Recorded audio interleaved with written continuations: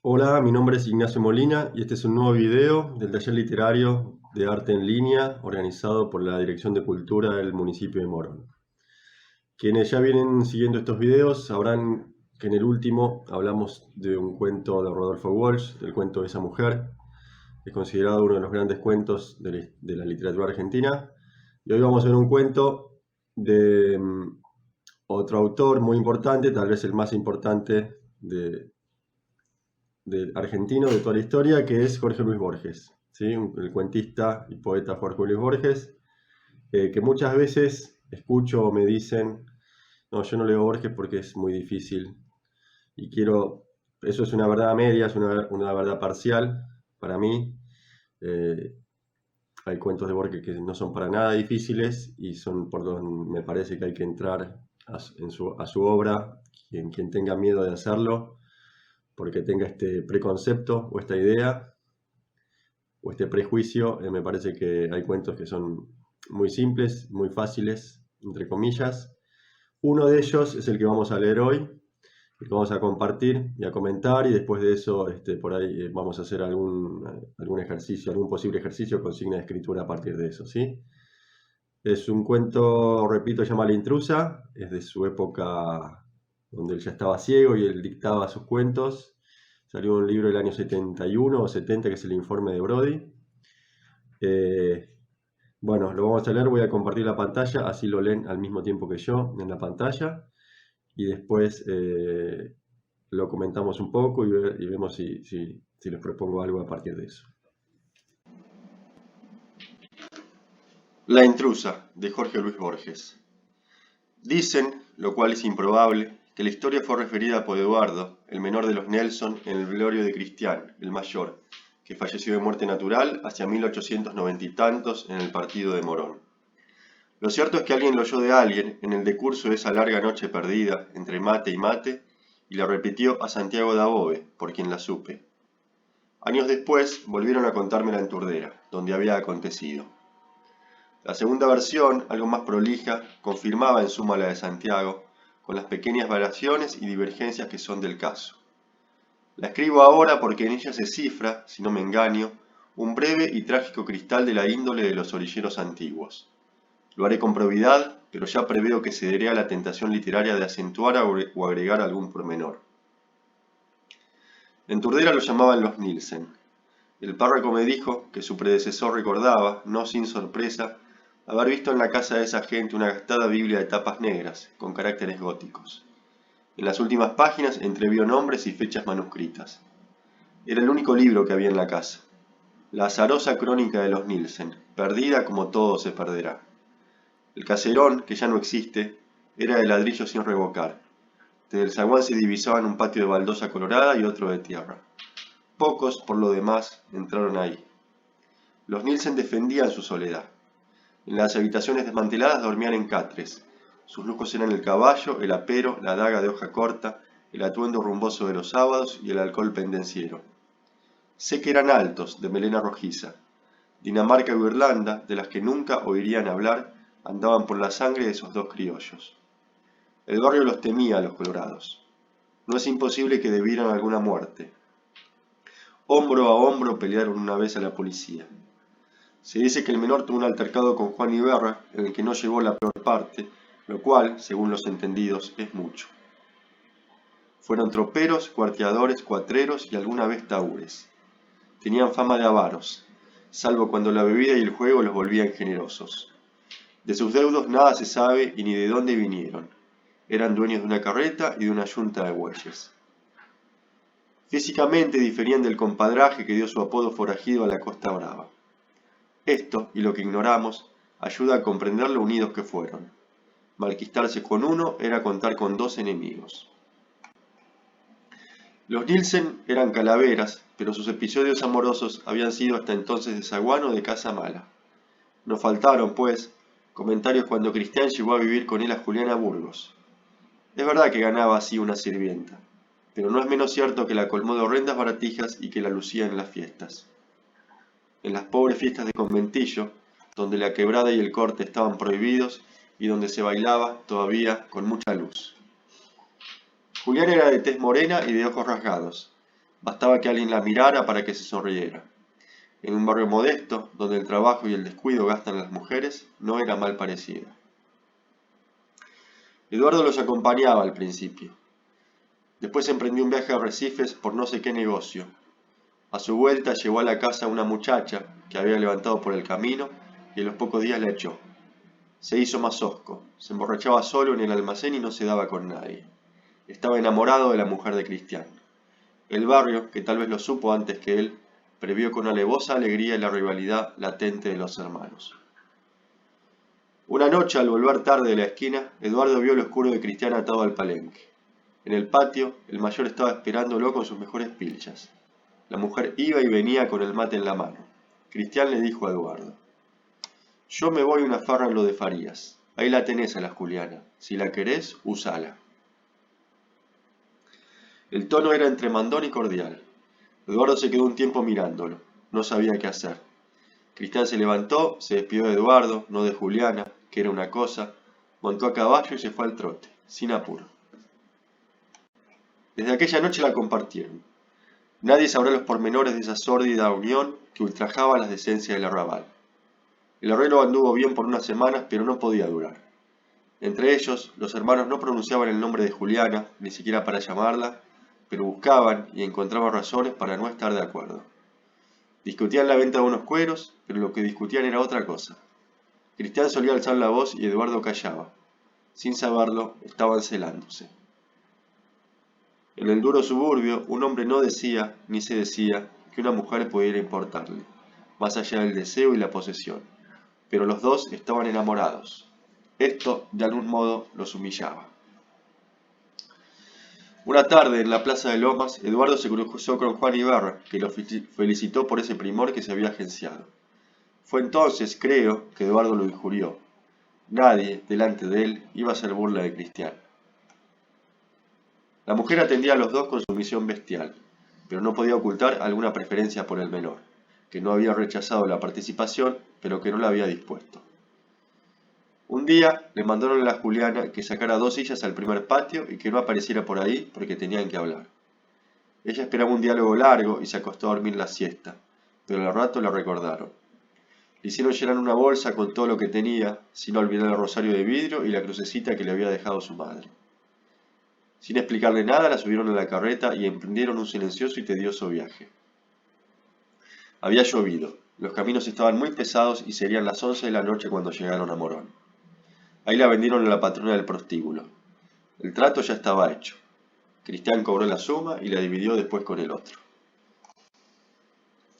En Turdera, los Nielsen, perdidos hasta entonces en la mañana, que también era una rutina de aquel monstruoso amor, quisieron reanudar su antigua vida de hombres entre hombres. Volvieron a las trucadas, al reñidero, a las juergas casuales. Acaso alguna vez se creyeron salvados, pero solían incurrir cada cual por su lado en injustificados o hartas justificadas ausencias. Poco antes de fin de año, el menor dijo que tenía que hacer en la capital. Cristian se fue a Morón. En el palenque de la casa que sabemos, reconoció el overo de Eduardo. Entró. Adentro estaba el otro, esperando turno. Parece que Cristian le dijo: «De seguir así, nos vamos a cansar a los pingos. Más vale que la tengamos a mano». Habló con la patrona, sacó unas monedas del tirador y se las llevaron. La Juliana iba con Cristian. Eduardo expolió al overo para no verlos. Volvieron a lo que ya se ha dicho. La infame solución había fracasado. Los dos habían cedido a la tentación de hacer trampa. Caín andaba por ahí, pero el cariño entre los Nielsen era muy grande. Quién sabe qué rigores y qué peligros habían compartido. Y prefirieron desahogar su exasperación con ajenos, con un desconocido, con los perros, con la Juliana que habían traído la discordia. El mes de marzo estaba por concluir y el calor no cejaba. Un domingo, los domingos la gente suele recogerse temprano, Eduardo, que volvía al almacén, vio que Cristian uncía los bueyes. Cristian le dijo: «Vení, tenemos que dejar unos cueros en lo del Pardo. Ya los cargué, aprovechemos la fresca». El comercio del Pardo quedaba, creo, más al sur. Tomaron por el camino de las tropas, después por un desvío. El campo iba agrandándose con la noche. Orillaron un pajonal. Cristián tiró el cigarro que había encendido y dijo sin apuro: a trabajar, hermano, después nos ayudarán los caranchos. Hoy la maté, que se quede aquí con sus pilchas. Ya no hará más perjuicios. Se abrazaron, casi llorando. Ahora los ataba otro círculo: la mujer tristemente sacrificada y la obligación de olvidarla. Bueno, esto fue La intrusa de Borges. Espero que les haya gustado el cuento, que hayan llegado hasta el final. Bueno, si están acá es porque evidentemente llegaron al final. Es un cuento en parte situado, esta es una curiosidad, en el partido de Morón. El prostíbulo donde llevan a esta chica está en el partido de Morón. El resto del cuento sucede en Turdera, más hacia el sur. Y es interesante o lindo ver cómo imaginar cómo sería el conurbano tan diferente ahora hace 130 años, fin del siglo XIX, que es donde está ubicado este cuento. Bueno, la primera observación se puede hacer en cuanto al narrador de este cuento, ¿no? El narrador es la voz que cuenta la historia, que si bien es una tercera persona, no es una tercera persona que está viendo la historia, sino que está conjeturando a partir de lo que le contaron otros, ¿no? El cuento empieza diciendo: esto me lo contó, ya incluso en la primera línea se dicen, lo cual es improbable que la historia fue referida por Eduardo. Bueno, el tipo que la cuenta, que es el mismo Borges, aunque no está con su nombre, todo indica que es él el narrador, como personaje también, ¿no? Dice que ya es improbable de movida que la historia la haya contado de esa manera. Entonces ya ahí hay como que se pone en duda todo lo que va a venir después. Y hay 2 o 3 versiones de la historia y él, el que la cuenta, conjetura su propia versión, ¿no? Que esto es algo muy borgiano. De hecho hay un poema que se llama Poema Conjetural, que él conjetura cómo fue la muerte de un antepasado suyo, un militar antepasado suyo, la Pría. Y en muchos cuentos hace esto, por ejemplo, en Emma Suns no está tan claro como acá, no está este primer párrafo donde aclara esto, pero sí nos damos cuenta en un momento que le está inventando, desarrollando una historia que le han contado y le está contando a su manera, ¿no? Acá esto es más evidente, incluso dice: se cederá la tentación literaria de acentuar o agregar algún pormenor. Entonces, a partir de eso, todo lo que cuenta después está como puesto de relieve también, que no es una verdad, ¿no? Es como una ficción dentro de la ficción esto. Incluso muchas veces, hay 2 veces que aparece el término creo. Creo que, por ejemplo, dice acá: creo que, búsquenlo en la web este cuento, está, si no tienen el libro, que es el informe de Brody. El comercio del Pardo quedaba, creo, más al sur, tomaron por el camino de las tropas. Bueno, eso es interesante, ¿no? Porque primero dice el creo que quedaba más al sur, y después afirma que tomaron por el camino de las tropas. Tal vez hubiera quedado al norte, no podrían haber tomado por el camino de las tropas. Y ahí está como poniendo la misma narración es consciente de su conjetura, ¿no? Bueno, pero esto, por un lado, le da como un efecto el efecto de lectura que le da a esto. Bueno, esto me lo contaron y yo se lo cuento a ustedes, es como de verosimilitud, ¿no? Como de naturalidad. Es interesante, por más que capaz que no le han contado nunca. Incluso dice: esto me la contó también Santiago de Above. Y Santiago de Above es un escritor de aquella época del siglo XX, amigo de Borges. Entonces esto me lo contó un amigo mío. Entonces es verdad, ¿no? Y tal vez Santiago de Above no le contó nunca esto. Entró en un cuento, nombra a Borges al principio y dice: esto lo hablamos con Bioy Casares, esto lo hablamos con Bioy. Y tal vez Bioy leyó ese cuento y dijo: esto no lo hablamos nunca, pero eso le da como un tono así como de verosimilitud a la historia. Como decía, una observación más simpática es que esto ya estaba ciego Borges en este momento, entonces estos cuentos los dictaba. Que por ahí se nota un poco la diferencia con respecto a cuentos de la década del 40, donde él escribía él mismo, él tipeaba él mismo, y bueno, eso es muy diferente, ¿no? Por ahí acá las frases son más cortas, más concisas, menos trabajadas. Pero la última frase, dice Borges, contó en alguna entrevista de unos años posteriores, en el 79. Creo que es una entrevista que está acá en YouTube, que se la hizo Antonio Carrizo, búsquenla, es muy interesante. Que él no sabía cómo decirle, hacer que uno de estos hermanos, el mayor, le diga al menor que habían matado a Juliana. Entonces el cuento se lo estaba dictando la mamá. Y la mamá le dice: bueno, yo te voy a tirar, pensó un poco y le dijo: yo te voy a decir esa última línea de diálogo, pero con una condición. que nunca más escribías estos cuentos tan feos, algo así le dijo, tan siniestros. O sea, trabajar, hermano, después nos ayudan los caranchos, hoy la maté, que se quede aquí con sus pilchas, es una línea de diálogo de la mamá de Borges. Al menos según el mito, la leyenda que instaló el mismo Borges en una entrevista. Bueno, y la historia es interesante, ¿no? Dos hermanos que viven casi de un modo casi salvaje, alejados de la urbanidad, que se enamoran, ¿no?, de una misma mujer. Al principio la comparten pensando que eso es, el mayor se la comparte al menor. Bueno, después se enamora, el mismo título, el título, La intrusa, nos habla un poco, nos dice un poco, ¿no? Nos indica algo, es el tipo de títulos que indican algo, que ella era la intrusa entre ellos. Cuando también la intrusa no es solo ella, o ella como una metonimia del amor, ¿no? En un momento dicen que ellos se sentían humillados ante el resto del pueblo, o ante los vecinos, o ante la gente. Y bueno, uno puede pensar por qué estaban humillados. Bueno, humillados puede ser por su machismo, digamos, les impedía sentirse atraídos por una mujer, más allá de tratarla como un objeto sexual en este caso, ¿no? Ahí Borges, el narrador, dice en un momento, bueno, no se despidieron de Juliana, que era una cosa, pone siempre en evidencia como que ellos lo trataban como una cosa, pero al mismo tiempo hay algo que los une a ellos, a la mujer, y que bueno, y eso es lo que no pueden soportar, ¿no? Y por otro lado también hay como una especie de triángulo, no sé si amoroso, pero sí pasional entre los tres, entre los dos hermanos y la mujer, y yo ahí leo algo del orden de ¿cómo se dice? De una especie no sé si homosexuales, pero hay algo ahí, ¿no? De adulterio, me parece, ahí. Algo que ronda, o por lo menos flota, hay lectores que lo pueden entender así y otros que no.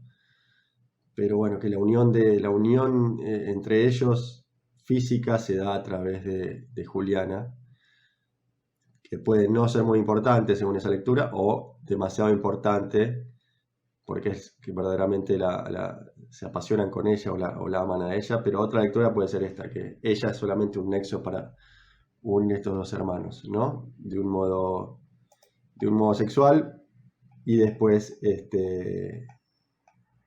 y que ese sería el motivo por el que después la tienen que matar, ¿no? Esa humillación también puede verse, esa humillación de la que se habla siempre puede verse en algún momento. Puede leerse de esa manera, quiero decir. ¿Quién sabe? En algún momento dice, ¿quién sabe los pormenores de aquella sórdida unión? ¿No? Bueno, ahí también puede haber algo de eso. Hay un misterio, hay elipsis donde decimos, bueno, ¿cómo es la unión entre ellos? Nunca se narra explícitamente, pero bueno, hay como misterios ahí que quedan dando vueltas, ¿no? Bueno, no lo vamos a hacer demasiado largo, no pretende ser un análisis exhaustivo del cuento, pero sí me interesaba dar como estas pequeñas guías para la lectura del cuento, después si lo quieren volver a leer. Y lo que me gustaría proponer como ejercicio es que escriban un cuento, es muy abierta la consigna, escriban un cuento a partir que tenga este tono, ¿no? No por la historia, sino por el tono conjetural, ¿no? Bueno, esto me contaron una historia, o yo escuché esta historia, diferentes versiones de esta historia, y yo la voy a contar lo que a mí me pareció o lo que yo construyo a través de esas versiones, ¿no? Pueden guiarse por el primer párrafo, vuelvo a decir, no por el contenido, sino por la forma, ¿no? Dicen que esta historia fue referida por tal persona en tal lugar. También me la contó tal persona en tal lugar. Y ahora yo la voy a contar a mi manera, agregando o acentuando o agregando algunos pormenores, ¿sí?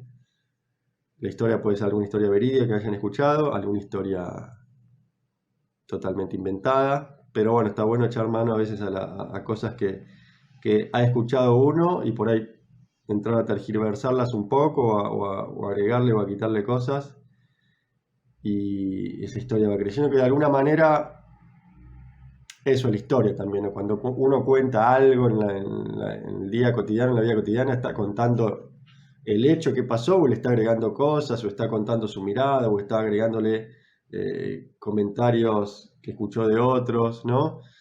El hecho quedó ahí. Ahora, al agregarle lenguaje a ese hecho, se transforma en otra cosa. Bueno, espero que les haya gustado el cuento y si quieren engancharse de alguna manera con la consigna, bienvenidos y bienvenidas y será hasta el próximo. Gracias por estar, gracias a los que se sumaron hoy, a los que ya vienen viendo estos videos, pueden buscar los anteriores acá en YouTube, en la cuenta de Dirección de Cultura. Y bueno, y nos vemos en el próximo video. Muchas gracias a todos y a todas.